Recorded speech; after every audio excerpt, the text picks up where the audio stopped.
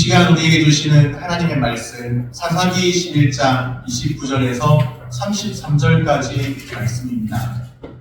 구약성경 382쪽입니다.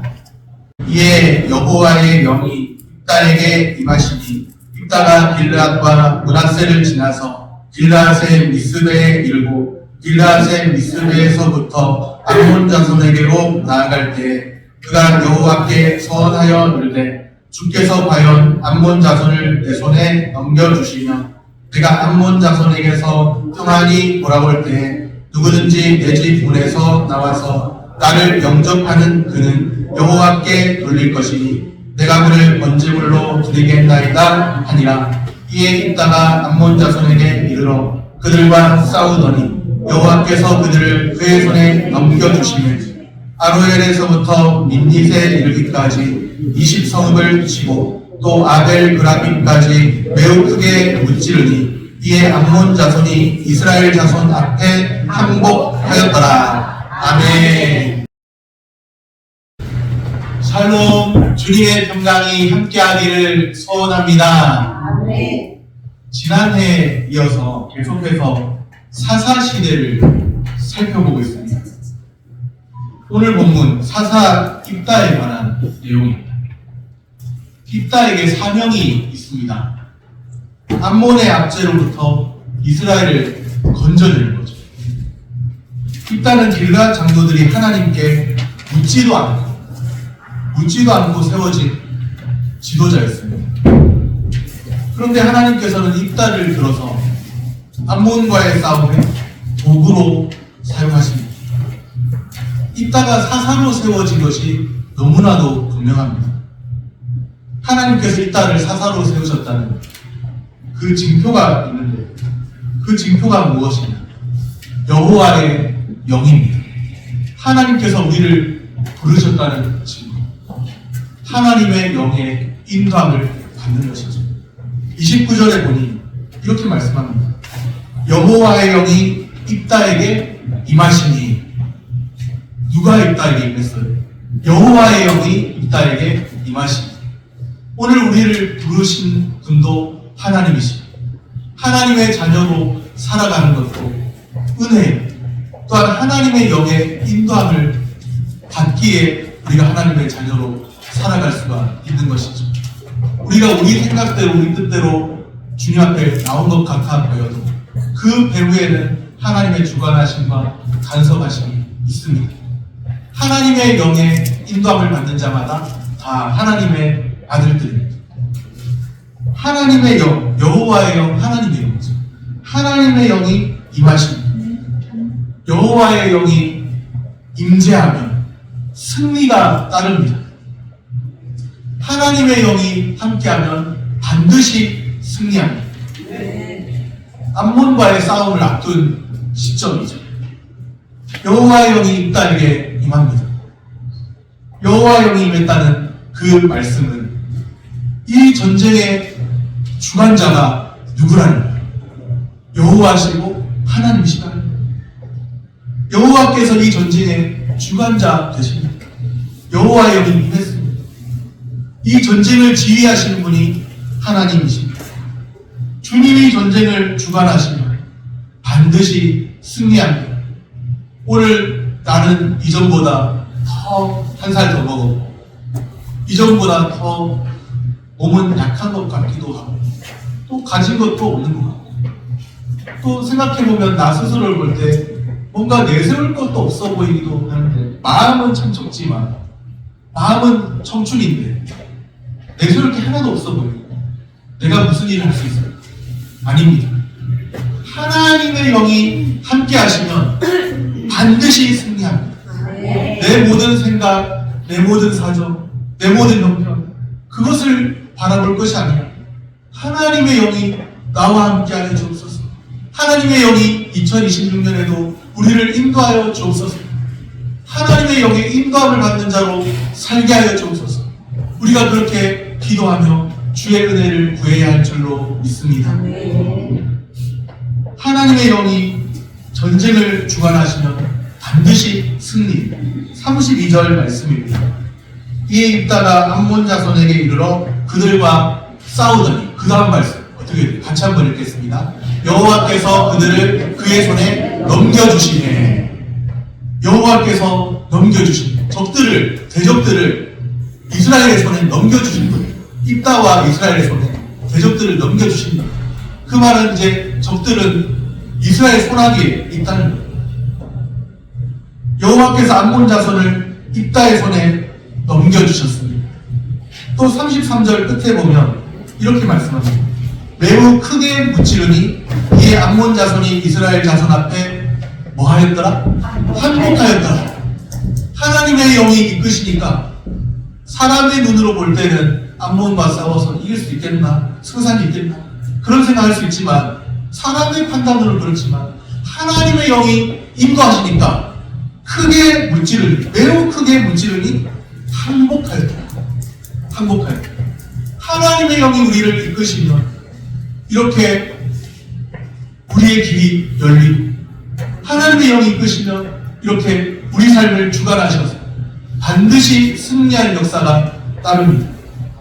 이스라엘이 암몬과의 전쟁에서 매우 크게 무찔렀습니다. 대승을 거뒀죠. 그 이유를 생각해보면 입다의 능력 때문일까요? 아닙니다. 입다의 능력 때문이 아닙니다. 여호와의 영이 임했기 때문입니다. 성경은 그것을 강조하고 있죠. 여호와의 영이 임했기 때문입니다. 여호와의 영이 임하시면 오직 승리뿐입니다. 승리는 누구의 것일세? 내 것일세. 승리는 누구의 것? 내 것. 그런데 누가 임해야 하나요? 하나님의 영, 여호와의 영이 임해야 승리가 내 것이 되는 겁니다. 찬양에 보면 어떤 찬양이 보면 이런 찬양이죠. 성령이 계시네 할렐루야 함께 하시네 좋은 길을 걸으며 밤낮 기뻐하는 것. 그 다음입니다. 주의 영이 함께하리라. 좁은 길을 걸어도 기뻐요. 사람들은 이해 안 되지만 좁은 길을 걸으며 밤낮으로 기뻐하는 것. 누가 함께하니라? 주의 영이 함께하니라. 그것이 성도의 진정한 성도의 삶입니다.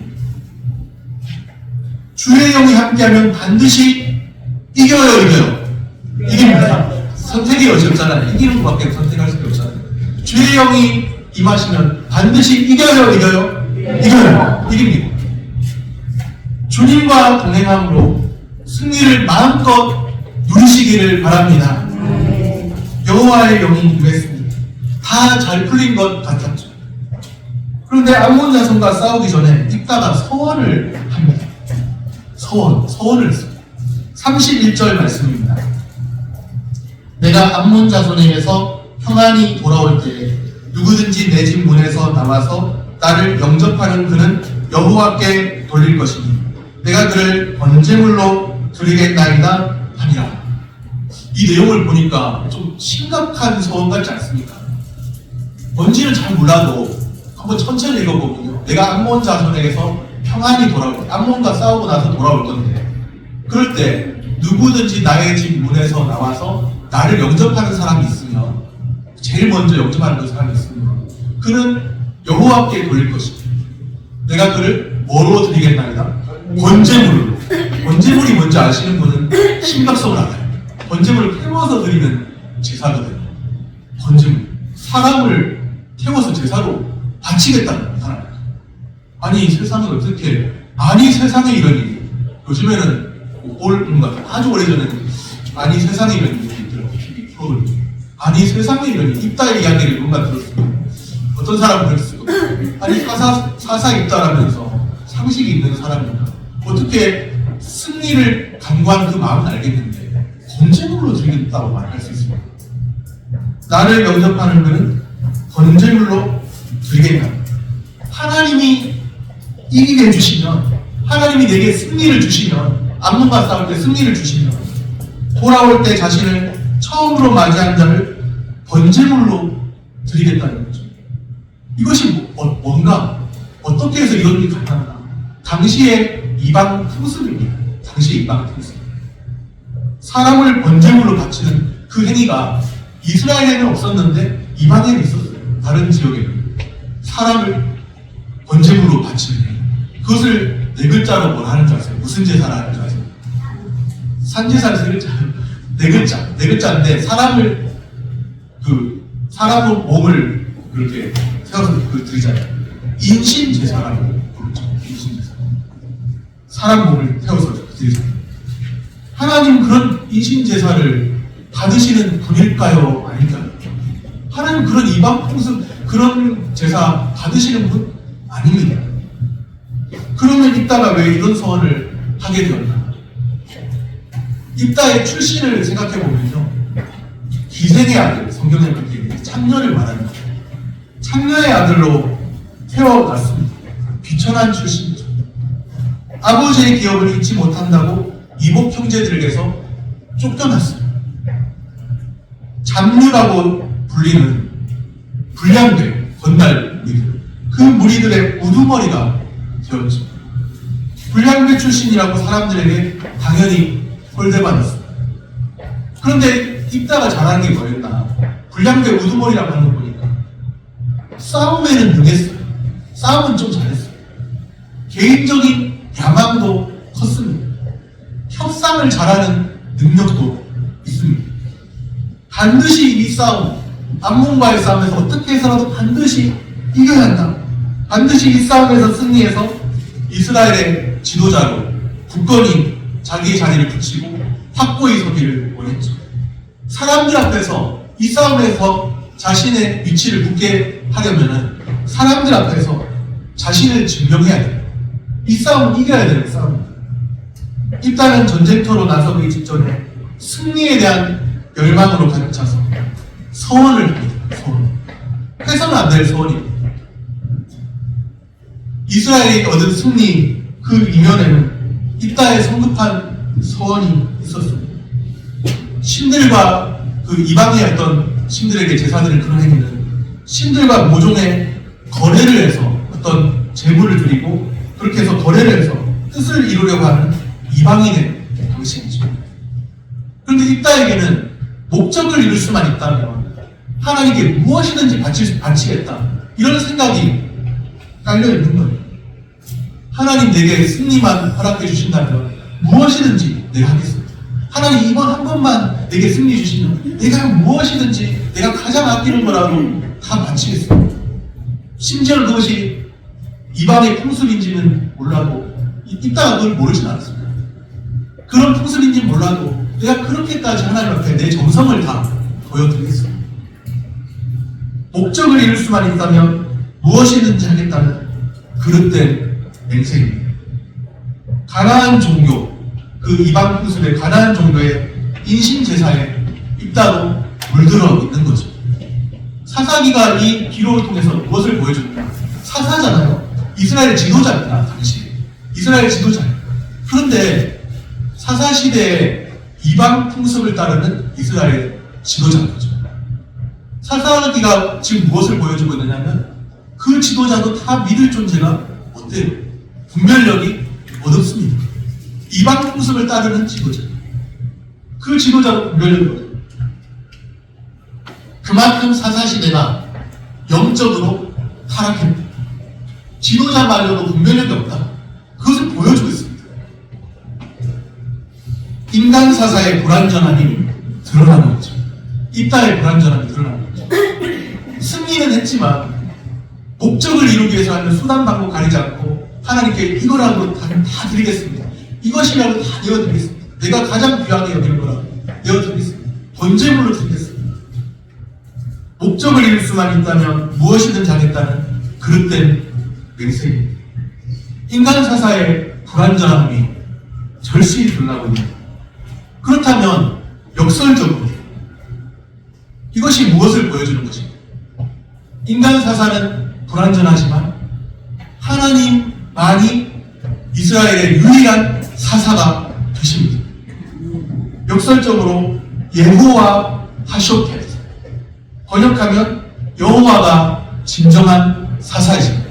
여호와 하쇼켓, 여호와가 진정한 사사이십니다.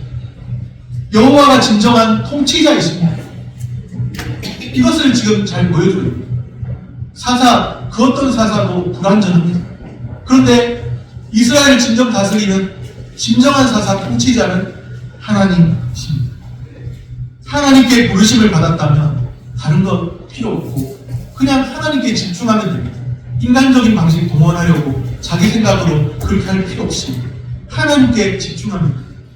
그 이상 지나쳐서 성급한 소원을 해야 할 까닭이 없습니다. 저도 소원을 했을까요? 안 했을까요? 목회자로 살겠다는 소원을 했을까요? 안 했을까요? 소원을 2번이나 했습니다. 도망쳐 보려고 소원을 2번 했는데 사실 그럴 필요가 없는 건데 그냥 하나님 앞에 정직하게 살면 되는데 성급하게 할 필요 없는 건데 성급하게 하고 또 불안하니까 또 하고 제가 신중하다 보니까 또 하고 그렇게 되더라고요. 2번이나 목회 이제 그 목사로 안수받기 직전까지 소원을 2번이나 했습니다. 그럴 필요가 없이 하나님의 말씀에 의지해서 하나님의 방법대로 하나님의 영에 인감받아 살면 되는데 이따가 지금 그렇게 마음이 급한 거예요. 승리는 해야 돼요. 하나님만 그저 바라보면 돼요. 우리가 해야 할 건 다른 게 아니고요. 정말 마음이 급하면 우리가 해야 할 건 다른 게 아니에요. 하나님 말씀을 의지하면 내가 살겠습니다.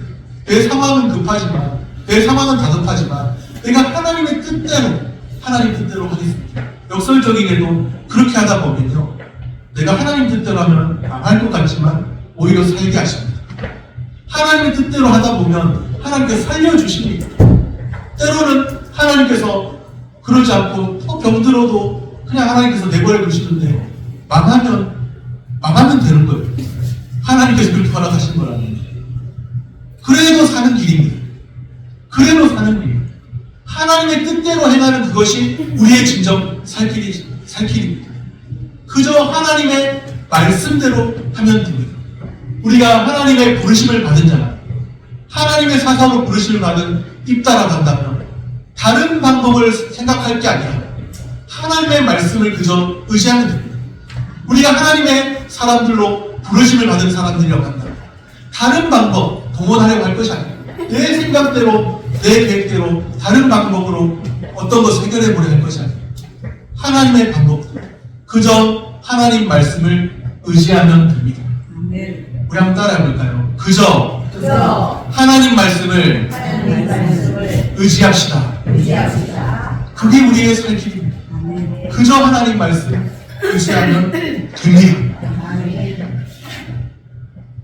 승리의 징표로 여호와의 영이 임했습니다.